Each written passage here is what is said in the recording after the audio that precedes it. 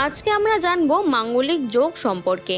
মাঙ্গলিক দোষ বৈদিক জ্যোতিষশাস্ত্রের একটি বিশেষ গ্রহগত অবস্থান, যা ব্যক্তির জন্মকুণ্ডলিতে বা কুষ্ঠিতে মঙ্গল গ্রহের নির্দিষ্ট কিছু ঘরে অবস্থানের কারণে তৈরি হয়।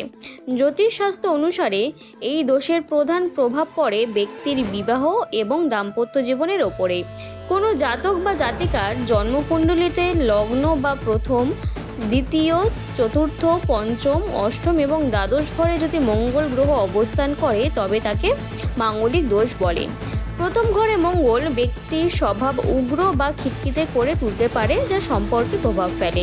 দ্বিতীয় ঘরে মঙ্গল পারিবারিক সুখ ও বাণীতে তিক্ততা আনে। চতুর্থ ঘরে মঙ্গল মানসিক শান্তি ব্যাহত করে এবং পারিবারিক জীবনে সমস্যা তৈরি করে। সপ্তম ঘরে মঙ্গল থাকলে জীবনসঙ্গীর সাথে তীব্র মতবিরোধ বা বিবাদ হয়। অষ্টম ঘরে মঙ্গল দাম্পত্য সুখের হানি এবং জীবনসঙ্গীর স্বাস্থ্যহানির কারণ হয়ে দাঁড়াতে পারে।